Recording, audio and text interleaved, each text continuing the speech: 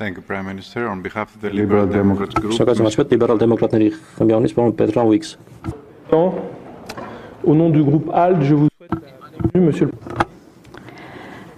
Հարգելի վարչապետ, ես այցելել եմ ձեր երկիրը 2 տարի առաջ Լեռնային Ղարաբաղի անկումից մի քանի ամիս անց։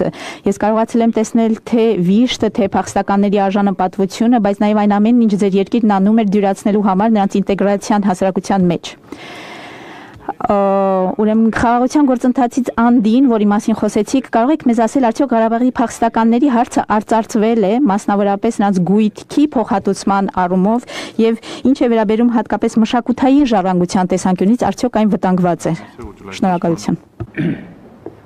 Շնորհակալ եմ հարցի համար։ Հայաստանի եւ Ադրբեջանի միջև խաղաղության եւ միջպետական հարաբերությունների հաստատման մասին համաձայնագիրը, որը արդեն նախաստորագրված է, ինքը արդեն որոշակի հարցերի շուրջ պայմանավորվածություններ է արձանագրել, բայց նաեւ արձանագրել է, որ իմիջիայլոց ինչպես ցանկացած պայմանագիր կամ խաղաղության համաձայնագիր, իրենք ամեն ինչ չէ, որ ներառում են եւ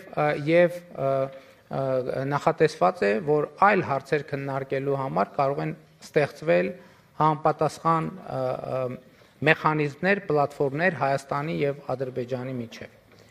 Ինչ վերաբերվում է Ղարաբաղից փախստական մեր հայրենակիցներին, ես ուզում եմ ասել, որ այդ հարցի վերաբերյալ մեր ռազմավարությունը ես հրապարակել եմ եւ մեր ընկալումը այն է, որ մեր եւ միջազգային հանրության աջակցությամբ Ղարաբաղի փախստական մեր հայրենակիցները պետք է տնավորվեն Հայաստանի Հանրապետությունում, մենք արդեն նրանց ուրեմն բնակ ապահովման, տներով ապահովման ծրագիր ենք սկսել, որը դժվարությամբ սկսում է աշխատել, բայց ես համոզված եմ, որ ավելի արդյունավետ կաշխատի եւ մենք Ղարաբաղի մեր հայրենակիցների ապագան պատկերացնում ենք Հայաստանի Հանրապետությունում, Հայաստանի Հանրապետության քաղաքացիությամբ։ Ինչու՞։ Եվ ես այս թեմային անդրադարձել եմ նաև օգոստոսի 18-ին հանրությանը ուղղված իմ ուղերձում։ Իսկ ուղերձի իմաստն այն էր, որ մարդիկ հարց են տալիս, ինչքանով է իրատեսական փախստականների վերադարձը Լեռնային Ղարաբաղ։ Ես ուղիղ ասում եմ, որ ես դա իրատեսական չեմ համարում, ավելին եւ կարևոր եմ համարում մարդկանց ազնիվ այդ մասին ասելը, որովհետև մարդիկ պետք է իրենց հեռանկար եւ պլանները կառուցեն։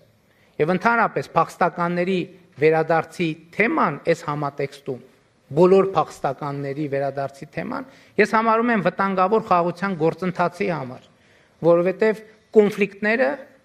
այդ թվում Ղարաբաղի կոնֆլիկտը սկսվել է, թվում է հումանիտար պարզ հարցերի արծարծմամբ եւ վերաճել է բոլորիս հայտնի երկարատև կոնֆլիկտի։ Իմ ընկալումն այն է, որ Հայաստանն ու Ադրբեջանը ճանաչել են միմյանց տարածքային ամբողջականությունը, ինքնիշխանությունը, սահմանների անխախտելիությունը Ալմա-Աթայի հռչակագրի հիման վրա, եւ մենք պետք է կենտրոնանանք